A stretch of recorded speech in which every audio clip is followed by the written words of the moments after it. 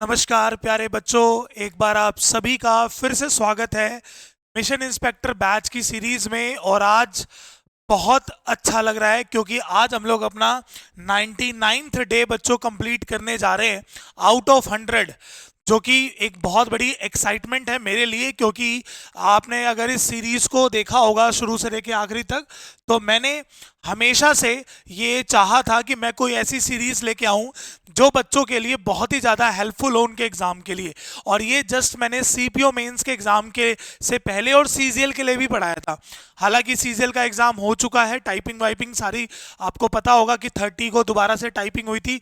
जिनका पहले एग्ज़ाम हुआ था 18 तारीख को, वो प्रॉब्लम की वजह से स्टार्ट हुआ था, बट वो चीज़ बाद में नेगलीफाई हो गई, ठीक हो गई। लेकिन तो आज हम लोग अपना 99th डे बच्चों कंप्लीट करेंगे। 100 डे मैं आपको ऑलरेडी बता चुका हूं कि वो मैं थोड़ा सा रुक के आपको कराऊंगा। 9-10 क्लासेस के बाद वो लाइव होगी क्लास, और वो मैं पूरी कोशिश करूंगा कि वो 3 से 4 घंटे की मैं क्लास लूं, क्योंकि उसमें मैं क्वेश्चंस भी आपको नए और ज़्यादा डालूंगा, टिपिकल डालूंगा। और मैं आपको ऐसा बनाऊंगा कि ताकि आप कोई क्वेश्चन को समझ, जो क्वेश्चन आपके पास आता है उसको समझते कैसे हो आप, क्या चीज आपके माइंड में पहली क्लिक करती है, इस बात को मैं देखूंगा 100 वाली क्लास में। और वो क्लास के लिए आप लोगों को चैनल पे बने रहना है। आप लोगों को टाइमली हमारा जो कम्युनिटी सेंटर है वो चेक करते रहना है, टेलीग्राम पे चेक करते रहना है, और प्लस आपको शॉर्ट्स पे ध्यान रखना है, क्योंकि शॉर्ट्स पे ही मैं आपको इन्फॉर्मेशन दूंगा कि जो 100 डे होगा वो किस दिन होगा, और प्लस वो हमारा किस टाइम होगा। क्योंकि बच्चों मैं उसका डे भी चेंज करूंगा और टाइमिंग भी चेंज करूंगा, वो मैं आपको बताऊंगा उसके पीछे कारण क्या है। बाकी हम लोग फिलहाल आज की क्लास अपनी कंप्लीट करते हैं, ठीक है। सेम वही पैटर्न पे 5 हमारे पास स्पेलिंग स्पेलिंग चेकर्स होंगे, 5 हमारे पास क्लॉज टेस्ट होंगे, 5 हमारे पास वन वर्ड सब्स्टिट्यूशन, 5 हमारे पास फिलअप्स, और 5 हमारे पास होंगे वन वर्ड हो गया इडियम्स एंड फ्रेजेस, राइट। चलिए शुरू करते हैं फर्स्ट स्टेटमेंट से। देखो बच्चों, जो फर्स्ट स्टेटमेंट हमारे पास, उसमें साफ साफ लिखा हुआ है कि आपको रॉन्ग स्पेलिंग बतानी है, सॉरी करेक्ट स्पेलिंग बतानी है। और वो क्या है, आप पढ़ो, चारों ऑप्शन को पढ़ के पता चल रहा होगा कि ग्रेटफुल का सेंस दे रहा है। देखो जब हम लोग ग्रेट लिखते हैं ना बच्चों, तो वहां पर तो स्पेलिंग में यही लिख देते हैं ग्रेट, लेकिन जैसे ही ग्रेटफुल लगते हैं तो वहां पर आपको ध्यान रखना है इस ई का यूज नहीं होता। तो इसलिए इसका जो सी ऑप्शन है वो बिल्कुल करेक्ट है। GRATEFUL is the correct option, यानी कि ग्रेटफुल, ठीक है। सी इज द राइट ऑप्शन। अगला है, अगला वर्ड चारों में सेम लिखा हुआ है, जो कि है एंटरप्रेन्योर। आपने देखा होगा एंटरप्रेन्योर को याद करने के लिए मैंने बहुत बार इसकी एक ट्रिक बताई है। सबसे पहले याद रखना है ENT, और उसके बाद आप कंफ्यूज हो जाओगे कि RE लगाएं या ER लगाएं। तो आपको ध्यान रखना है कि एंटरप्रेन्योर की स्पेलिंग में हर जगह पर RE आता है, तो इसलिए यहां पर हो जाएगा RE, फिर उसके बाद PRENEUR, एंटरप्रेन्योर। कौन सी स्पेलिंग है, फर्स्ट ही सही है, सेकंड में ई आ रहा है गलत है, इसमें PE आ रहा है गलत है, इसमें तो A है गलत है। सो इसका फर्स्ट ऑप्शन बिल्कुल बच्चों क्या है, करेक्ट है। अगला है प्रिकॉशन। प्रिकॉशन की स्पेलिंग जरा चेक करते हैं, दोनों में कौन कौन सी है। एक में पढ़ो, ये प्री लिखा हुआ है, बिल्कुल गलत है। एक में क्वेश्चन में SION है, गलत है। तो इसके लास्ट में क्या होता है बच्चों, TION। तो PRECAU और फिर उसके बाद TION, प्रिकॉशन, ठीक है, जो डॉक्टर देता है आपको। अगला वर्ड है बच्चों प्रिविलेज, और ये ऐसी स्पेलिंग है कितनी बार एग्जाम्स में पूछी जा गई है, और इस बार के CHSL के एग्जाम में उसके मेंस में क्वेश्चन आया हुआ था प्रिविलेज। तो प्रिविलेज की स्पेलिंग में सबसे पहले D नहीं आता, ये याद रखो। देखो इसमें क्या लिखा हुआ है, D गलत है, इसमें नहीं है, इसमें भी नहीं है। और प्रिविलेज लिखते हैं तो PRI, फिर उसके बाद VI, फिर उसके बाद LE, और उसके बाद GE, ठीक है। तो आप देखो कौन से ऑप्शन में है, D ऑप्शन में, PRIVILEGE, यानी कि D is the correct option. अगला एक्यूमुलेटिव, ठीक है ना, जो आपने देखा होगा कि समय के साथ जो चीज और अच्छी होती रहती है उसको बोलते हैं एक्यूमुलेट। आपको ध्यान रखना है बच्चों, एक तो उसमें डबल C आता है और एक सिंगल M आता है। डबल C डबल M गलत हो गया, double C single M accumulative. म्यूलेटिव होता है ना, तो ए भी नहीं होगा और ये भी नहीं होगा। तो इसका ऑप्शन कौन सा करेक्ट हो गया, first is the correct option, double C और सिंगल M। ये डबल C वाला कॉन्सेप्ट याद रखना, ओकेजन में भी होता है बच्चों। ओकेजन की भी स्पेलिंग में डबल C आता है और एक सिंगल S आता है, राइट। चलिए अगला सेगमेंट क्या है, अगला सेगमेंट है बच्चों हमारे पास वन वर्ड सब्स्टिट्यूशन का। एक बार आप पढ़ेंगे और आंसर देने की एक बार इसकी कोशिश करेंगे।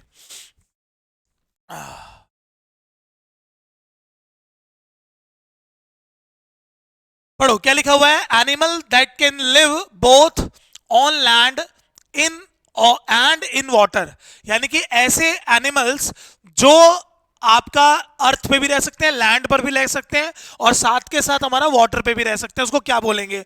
तो आप देखो इसके लिए एम्फी वर्ड है, दो के लिए यूज होता है ना, एम्फीबियन, याद रखना हमेशा, ठीक है ना।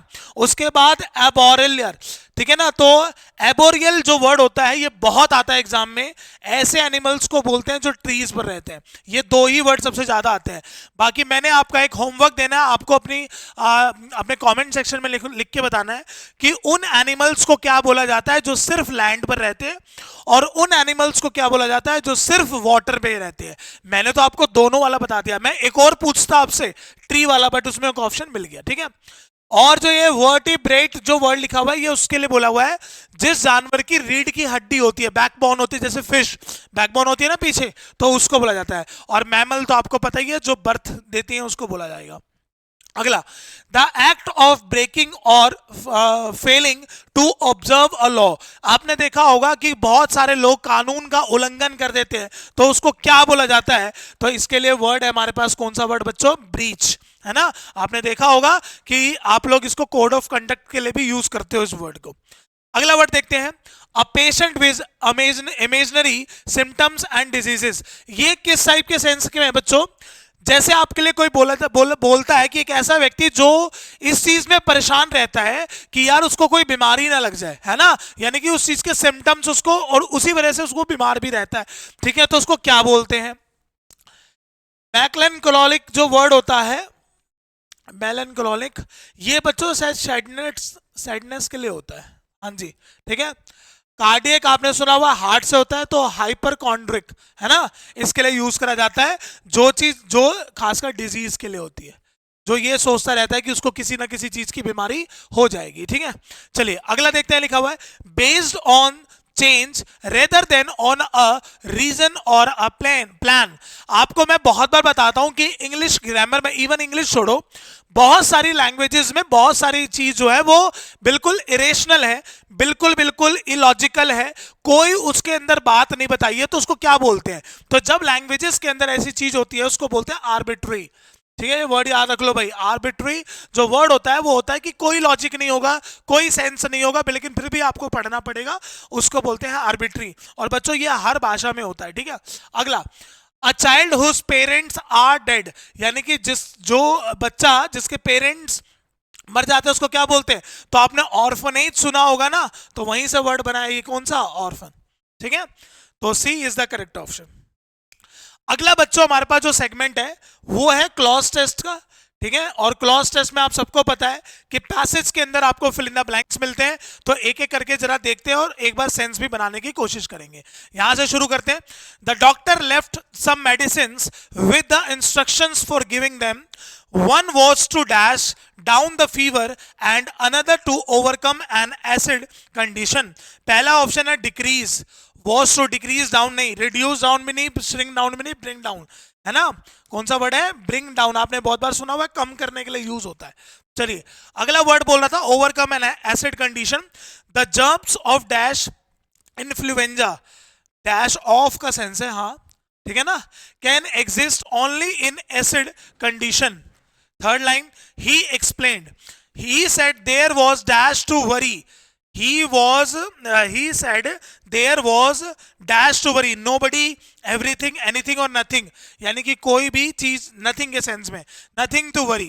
If the fever did not go up above 103 degrees, this was an dash of flu. ठीक है, देखते हैं कौन कौन सा वर्ड है। तो एपिडिमर्स, डिमिस, उसके बाद एक्सप्लोजन का तो कोई सेंस नहीं है, और इरोजन का भी कोई सेंस में, एक्सप्लोजन का तो सेंस अलग अलग आएगा ना, और इरोजन में तो धीरे धीरे कोई चीज विलुप्त हो जाती है, उसको बोलते हैं। तो एपिडेमिक, है ना, एपिडेमिक की वजह से हो रहा है। देखो एपिडेमिक और पैंडेमिक में डिफरेंस पता है ना, जब कोई चीज ग्लोबल हो जाती है तो वो पैंडेमिक हो जाती है, ठीक है। उसके बाद बोल रहे हैं and there was no danger in pneumonia could be dash, ठीक है, प्रिजर्व, प्रिवेंटिव, पोस्टपोन्ड और protected. Could be protective, protective ये हो जाएगा ना, नहीं नहीं सॉरी, प्रोटेक्टेड कैसे होगा, बोला निमोनिया उसको प्रिवेंट करेगा, हाँ प्रिवेंटिव, ठीक है भाई, क्या बनेगा, was an epidemic of flu and there was no danger if pneumonia could be dash, ठीक है, बिल्कुल सही है। अगला नेक्स्ट सेगमेंट है बच्चों हमारा किसका, इडियम्स एंड फ्रेजेस का, यानी कि मुहावरे का। मैं आपको सेंस बताऊंगा, आप उसी टाइम अपनी कॉपी में लिख लेना, और यहां पर अंडरलाइन करके है तो ये तो और आसान लगेगा। Information and technology has developed by leaps and bounds, इसका मतलब क्या होता है, दिन रात जो रैपिडली लगातार जो प्रोग्रेस होता रहता है ना, उसको बोला जाता है। तो आप पढ़िए, सी ऑप्शन में लिखा हुआ है एट अ रैपिड पेस, ठीक है, बिल्कुल सही है। अगला है हमारे पास, हर success as a singer was a 9th days wonder, कहते हैं ना 4 दिन की चांदनी फिर अंधेरी रात, है ना, तो क्या सेंस हो सकता है भाई, पढ़ो, एक शॉर्ट लिव्ड सेंसेशन, है ना, थोड़े समय के लिए। अगला, she felt like a fish out of water at her new job, बहुत बार मैंने बताया हुआ है, जब अपनी सिचुएशन से आप अलग हो जाते हो, यानी कि पढ़ के देखो, uncomfortable and restless situation is called fish out of water. अगला लिखा हुआ है फर्स्ट एंड फोरमोस्ट, यानी कि जो चीज आपकी प्रायोरिटी पर रहती है, ठीक है, यानी कि लिखा हुआ है ना द मोस्ट इंपॉर्टेंट एस्पेक्ट, है ना, जो चीज आपकी सबसे प्रायोरिटी के लिए होती है उसको बोला जाता है। अगला है 20 पे, ये भी कितनी बार यूज करा जाता है, क्राई ओवर स्प्लिट मिल्क, यानी कि जब आप किसी चीज को ठीक नहीं कर पाते, कोई ऐसी चीज जो हो गई है और आपको उस चीज का रिग्रेट होता है कि यार ये चीज क्यों हो गई, जिसके लिए आप सॉरी भी फील करते हो, तब बोला जाता है। तो बी ऑप्शन में लिखा हुआ है ना, टू रिग्रेट यूजलेसली, ठीक है। अगला सेगमेंट हमारा 5th जो है बच्चों, वो फिल इन द ब्लैंक्स है, ये भी आप आराम से कर लोगे, जरा एक एक करके पढ़ते। लिखा हुआ है कि either side of the road dash lined by toy shops, सबसे पहले जब इधर लिखा हुआ है तो ये जो प्लेस होगा बच्चों वो सिंगुलर का होगा, इज सही है, आर गलत है, हैव गलत है सही है। और आप पढ़िए, यहां पर लिखा हुआ है बाय, यानी कि पैसिव फॉर्म में है, तो हम इसके लिए क्या लगा देंगे, इज, क्योंकि अगर मैं इसमें हैज लगा देता और ये पैसिव होता तो इसमें मुझे बीन भी लगाना पड़ता, ठीक है, और बीन नहीं था। अगला, he is dash poorer than all his friend, आप पढ़िए ये कौन सी डिग्री है सर, कंपैरेटिव डिग्री है। कंपैरेटिव डिग्री को अगर आपको रेंज बढ़ानी है तो एक ही वर्ड से बढ़ा सकते हो, मच, इसलिए आपने सुना होगा मच बेटर होता है, मच स्ट्रॉन्गर होता है, मच बिगर होता है, ठीक है। अगला, the allies dash the war in 1947, won win, सबसे पहले पास्ट की बात कर रहा है, ये भी नहीं हो सकता, आर विनिंग भी नहीं हो सकता, खत्म वॉर। आप बहुत बार सुनते होगे इंडिया गॉट फ्रीडम इन 1947, यानी कि वर्ब की कौन सी फॉर्म यूज कर रहे हो बच्चों, सेकंड फॉर्म यूज कर रहे हैं। चलिए अगला देखते हैं, I request the favour of dash granting me 2 days leave, your सबसे पहले आप पढ़ो, यहां पर ये नाउन की तरह यूज है, तो इसके पहले आपको योर ही लगाना पड़ेगा, क्योंकि और कोई ऑप्शन बच्चों देखते ही बिल्कुल गलत मिल रहा है यहां पर। चलिए लास्ट देखते हैं बच्चों क्या लिखा हुआ है, he is both diligent and efficient, तो जब आपके पास बोथ वर्ड लिखा होता है ना, तो ये अपने साथ एक वर्ड फॉलो करता है जिसको बोलते हैं क्या, एंड, पढ़ रखा है ना पहले भी, तो करेक्ट ऑप्शन कौन सा हो गया, B is the right option. चलिए आज हमने अपना 99th डे खत्म करा है, नेक्स्ट क्लास में हम अपने शतक को पूरा करेंगे, यानी कि सेंचुरी जरूर मारेंगे, और वो कौन सा डे होगा, कौन सा टाइम होगा, वो मैं आपको जल्द ही इन्फॉर्म करूंगा। इसलिए आप सारे बच्चे सिग्मा गुरुकुल यूट्यूब प्लेटफॉर्म पर बने रहिएगा, आप उस पर नोटिफिकेशन पे चेक करते रहिएगा कि किस टाइम मैं आपको एक क्लास पढ़ाऊंगा, ऐसा ना हो कि आपकी ये क्लास बच्चों मिस हो जाए, ठीक है। चलिए मिलते हैं नेक्स्ट क्लास में, जय हिंद, जय भारत, गुड नाइट एवरीवन, जब तक आप सभी बच्चे अपना ध्यान रखिए। चलिए मिलते हैं नेक्स्ट क्लास में, नमस्कार।